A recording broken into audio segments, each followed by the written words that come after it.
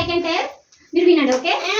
1837 year 1837లో ఒక భయంకరమైన వ్యాధి వచ్చింది ప్రజలందరికీ. ఆ డిసీజ్ పేరు ఏంటో తెలుసా? ప్లేగు వ్యాధి. అంటే వామిటింగ్స్, విరోచనాలు అట్లా ప్రజలందరూ చాలా ఇబ్బంది పడిండ్రు, చాలా కష్టాలు పడిండ్రు. అప్పుడు అక్కడ ఉన్న ప్రజలు శ్రీ ఉజ్జయిని మహంకాళి అమ్మవారికి మొక్కారు. ఏమని మొక్కారు? వేడుకున్నారు, మా అందరికి డిసీజ్ తక్కువయి అందరం ఆరోగ్యంగా ఉంటే నీకు మేము భోజనం సమర్పిస్తామమ్మా అని మొక్కుకున్నారు. భోజనం అంటే బోనం, మనం బోనం అంటాం కదా, బోనం అంటే మీనింగ్ భోజనం. ఓకే. అప్పుడు ఉజ్జయిని మహంకాళి అమ్మవారికి ప్రజలందరూ వేడుకున్న తర్వాత అక్కడ వ్యాధి అనేది మొత్తం టోటల్ గా కంప్లీట్ అయిపోయింది. ఎవరికి కూడా ప్లేగు వ్యాధి అనేది లేదు.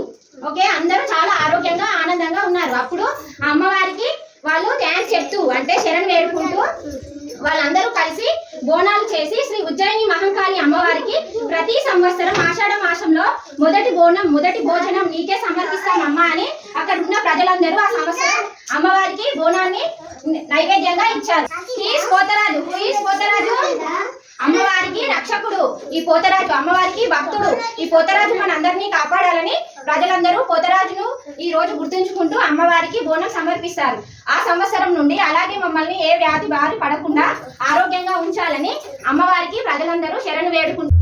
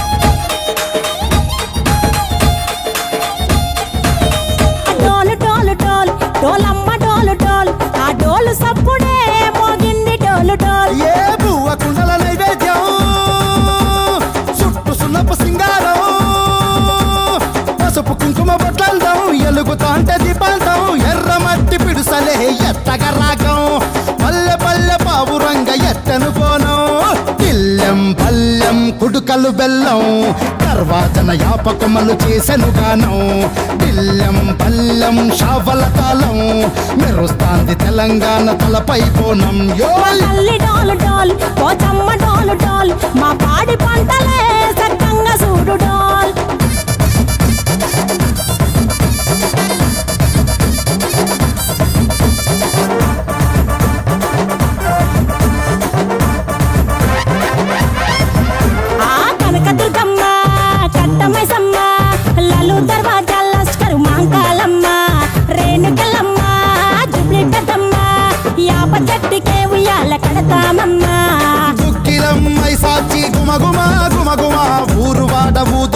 పొగలోయమ్మ నిమ్మకాయ దండలే నిగనిగా నిగనిగా నీ మెడలా వేస్తమే ముత్యాలమ్మ ఆషాఢ మాసన ఇతారం రోజున గోలుకొండలా తొలి బోనమెత్తుతాం నీకు నాటుకోడి కోస్తాం కళ్ళు సాకబోస్తాం దిల్లెం పల్లెం దండకనకర దండకనకర దిల్లెం పల్లెం డంగ డంగ డంగ డండనకర దిల్లెం పల్లెం బంగారు సోలం పల్కంపేట ఎల్లమ్మకు పంతుల హారం దిల్లెం పల్లెం ఊదిత ధూపం నీకు ఉజ్జయిని మహంకాళి ఊయల కడతాం ఆ గజ్జ కట్టుతాం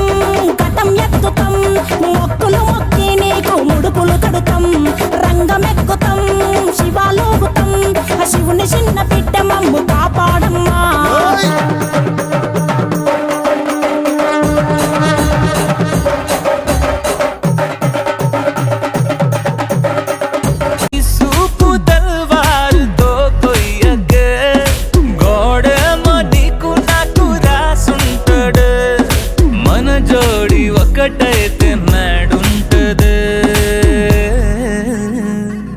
వైబుంది బేబీ వైబుందిలే ఈ గ్లోబ్ నువ్వే వైబుందిలే వైబుంది బేబీ వైబుందిలే ఈ గ్లోబ్ నావే వైబుందిలే